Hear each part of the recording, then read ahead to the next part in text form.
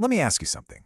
Have you ever wondered if our schools are actually preparing us for life? Or just for exams? Well, today we're going to dive into the revolutionary educational vision of Mahatma Gandhi. It's an idea from nearly a century ago that is, believe it or not, shaping the classrooms of tomorrow. And this really gets to the heart of it all, doesn't it? We spend so many years in school, but does all that book learning actually translate into becoming capable, well-rounded human beings? It's a huge problem, and it's the very same one Gandhi set out to solve. And this was his answer. For Gandhi, education was never about just stuffing a kid's head full of facts. No, he saw it as a process of drawing out what's already inside them, the very best of their physical, their intellectual, and their spiritual abilities. He famously said that literacy isn't the end of education or even the beginning. It's just one of the tools. So how did he plan to do this? Well, he laid out an entire philosophy, a whole new vision for learning that he called Talim, which literally translates to new education. You know, this idea wasn't just some theory sitting in a book. Back in 1937, it was presented as a real, concrete plan called the War Scheme. And the goal was pretty radical for its time, to completely overhaul an education system that was all about memorization and totally disconnected students from their own lives and culture. So what exactly is Talim? Well, at its core, it's about tearing down the wall between learning and living. The big idea is that education should revolve around a useful, productive craft, things like weaving or carpentry or farming. That way, students don't just learn theories, they become self-reliant, capable people. To make this vision super easy to grasp, Gandhi built it on 3 simple but really profound core principles. You can almost think of it as a formula for developing a complete human being. Now, what I love about this is how it visualizes that harmony. Gandhi argued that for way too long, education had only focused on the mind, on the intellect. But he said, no way. A true education has to develop the whole person, the body through physical work, the mind through intellectual curiosity, and the spirit through moral and ethical values.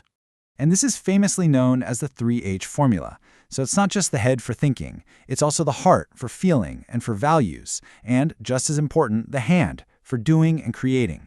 When you develop all 3 of these in balance, that's when you create a truly educated person. This whole vision really rests on 4 foundational pillars. First, education should be free and compulsory for every single child. Second, and this is crucial, it should be taught in their mother tongue for the most natural learning. Third, right at the center, is that craft-based learning we've been talking about. And the final pillar, the ultimate goal, self-reliance. This just brilliantly illustrates the how of it all. The method was so practical and intuitive. Instead of just boring lectures, it was all about learning by doing, getting your hands dirty, gaining real experience. It was learning through life, connecting what you learn in school with your home and your community, and finally, it was all integrated. Subjects like math or history weren't taught in a vacuum. They were linked directly to whatever craft the students were learning. Okay, now this is where the philosophy gets truly revolutionary. For Gandhi, education had to solve real-world problems like unemployment and build a sense of dignity in all kinds of labor. So, here's the crucial process. It all starts with labor, actually engaging in productive work. This physical work then builds a practical skill. That skill allows a student to create things that can generate an income, a concept he called earning while learning. And this whole process fosters a deep sense of pride and dignity, freeing them from the fear of unemployment down the road. And let's be super clear here, this was not just a vocational school. The curriculum was incredibly holistic. You can see that right alongside a basic craft like weaving or farming, the curriculum included mother tongue, math, social studies, and even art and music. It was a complete education, just one that was grounded in reality. So you might be thinking, okay, this all sounds fascinating, but it's from 1937. Why are we talking about it now? Well, the answer is that these ideas are suddenly more relevant than ever.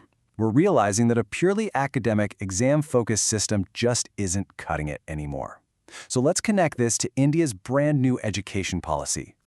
Honestly, the parallels are just striking. The very things Gandhi championed all those years ago, using the mother tongue for instruction, weaving skill-based education in from an early age, and shifting away from rote learning to a more holistic assessment, well, those are the cornerstones of the national education policy of 2020.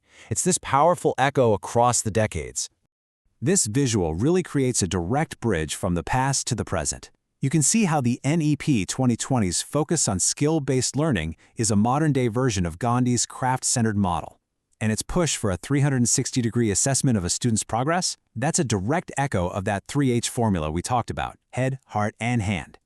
So the main takeaway here is pretty clear. Gandhi's vision wasn't some dusty relic of the past. It was so far ahead of its time that it has actually become the blueprint for India's educational future. These ideas are, without a doubt, more relevant now than ever before. But, having a great policy on paper is one thing. Actually turning it into a reality that transforms millions of lives, well, that's the real challenge that lies ahead of all of us.